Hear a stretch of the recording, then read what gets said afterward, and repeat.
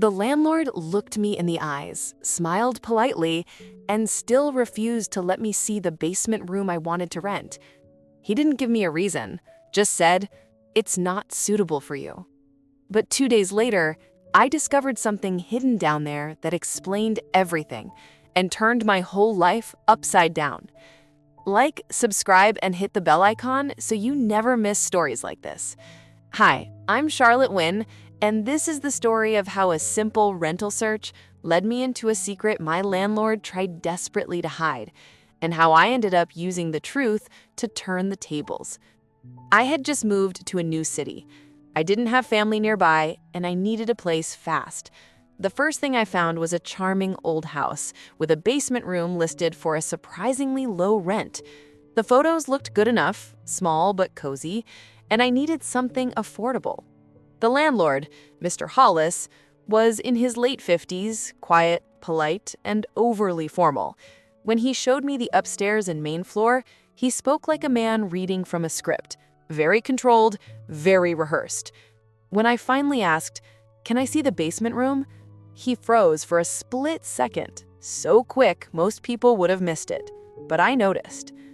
He forced a smile. That room. I'm afraid it's not available anymore."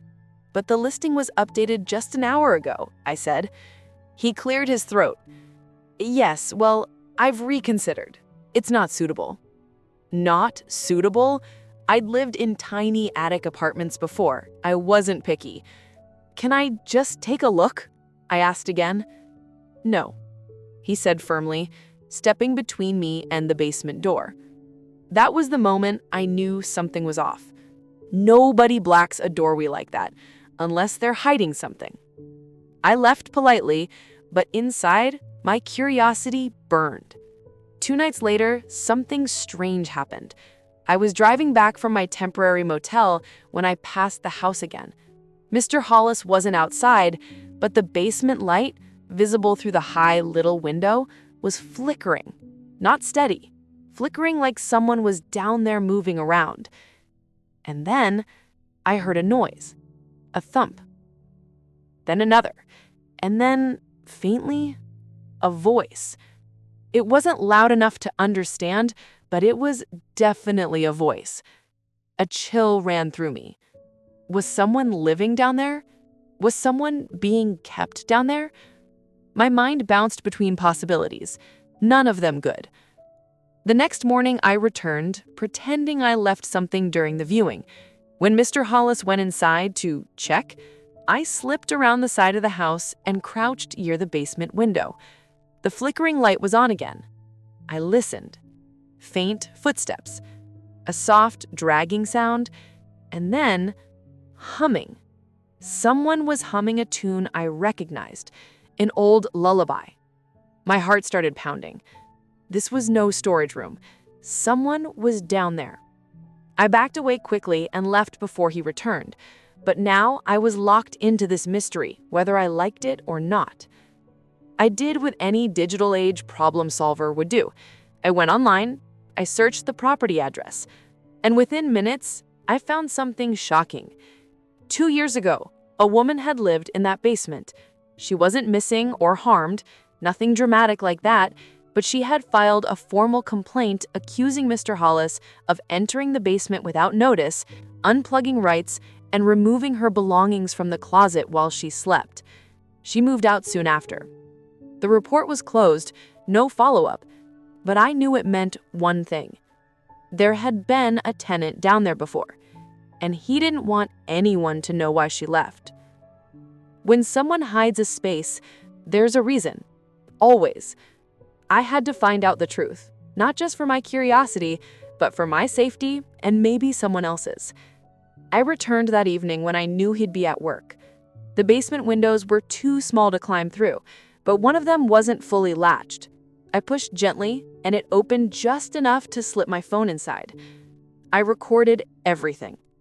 At first, the basement looked normal, a bed, a desk, shelves, but then my camera caught something that made my breath hitch. Deep scratch marks on the wall. Not new, layered, dozens. Someone was stressed, desperate, trying to cope. And on the desk, a notebook. Mr. Hollis's handwriting matched the signature he'd given me on the rental paperwork. Inside were dated entries. She's getting too curious. She keeps asking about the storage room. I need her out before she starts talking again. This wasn't about a dangerous tenant. This was about Mr. Hollis controlling who stayed, what they knew, and what they saw. And then I saw it. A list of previous basement tenants. All women. All staying less than 6 months.